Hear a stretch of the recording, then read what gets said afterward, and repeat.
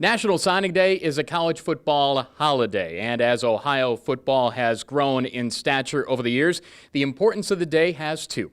I'm Russ Eisenstein, joined by the soon-to-be into his 12th season head coach of the Ohio Bobcats, Frank Solich. It's a 60-degree day in Athens. That's a beautiful way to close out the signing period and to get signatures faxed to you. Before we talk about the class, Frank, which is 25 strong, let's talk about the bounce that you got from the bowl game. In a year in which there weren't a whole lot of ultra-competitive games, the Camellia Bowl, Ohio and Appalachian State, was a really good ball game. You didn't get the win, but did you get a little bounce from that game going into the final stretch? Yeah, I think people around the country that watched it appreciated the game and appreciated the heart of the two teams and how hard both teams battled and the plays that both teams made. Certainly was one of the most entertaining bowl games of the season. And then I would imagine nationally, the notoriety of the program just continues to rise. And even though it wasn't a win, the boost that you got had to help. Yeah, that's the bowl game is viewed around the country. It was in one of the very first bowl games to occur. So people were certainly tuned into it, zeroed into it. The time of day and the day of the week was great.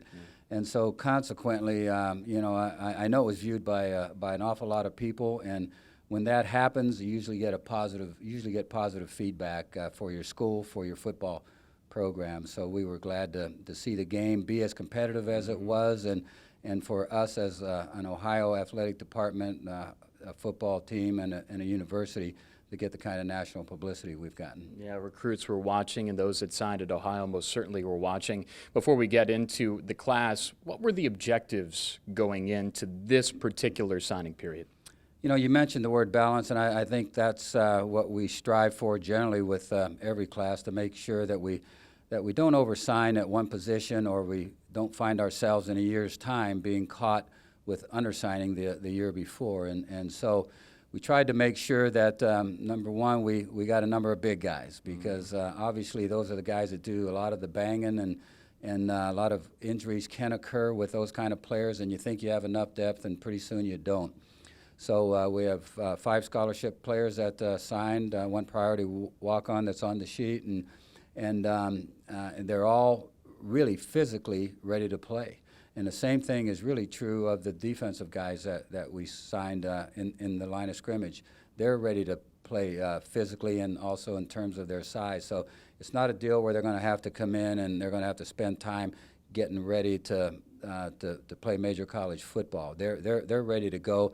They just got to be able to get it done mentally, obviously, and we think it's a good group that way too. If you look at this group academically, they're an excellent group. We have no one that we're waiting to get a test score to be eligible. Everybody is going to be eligible, and it's not going to be close with anybody. You have protected the state of Ohio as well. There are other states, and you have a great reach across the country, and national TV and radio too help in that regard.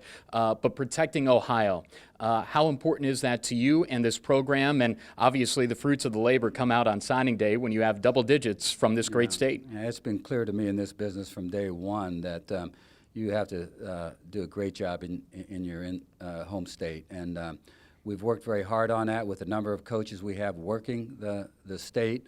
I think we've got great working relationships with high school coaches in the state. They're always invited down to any of our practices, games. We're always open to guys coming in and visiting with them on the board. And so I think coaches in the state understand that, and I think they're very open to our program with their players.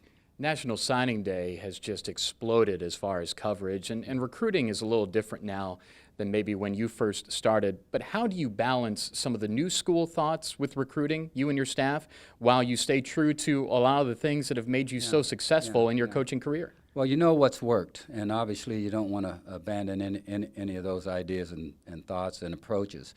But yet on the other side of it, you always got to be open to new ideas.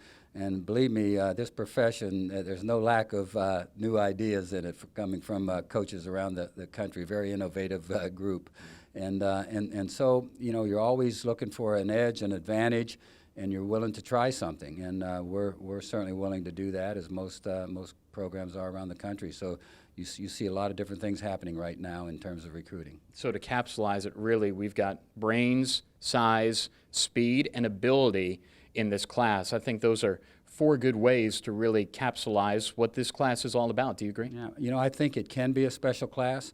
Obviously, you have to wait till they get in, and they have to go to work, and you have to see what their work ethic's like, what their toughness is really like. Some things that sometimes it's tough to judge on film. But the feeling that I have for these guys after recruiting them is that they're going to be a special group of guys, and they'll get some special things done here at Ohio. Get a chance to get some rest now? Yeah, we're back in the office now and working on football, which is what we love to do. Congratulations to you and your entire staff, and we look forward to seeing these guys come to Athens. Thank you. That's head coach Frank Solich. I'm Russ Eisenstein. That wraps up our coverage of National Signing Day with Ohio football. From Peden Stadium, this is Bobcat TV.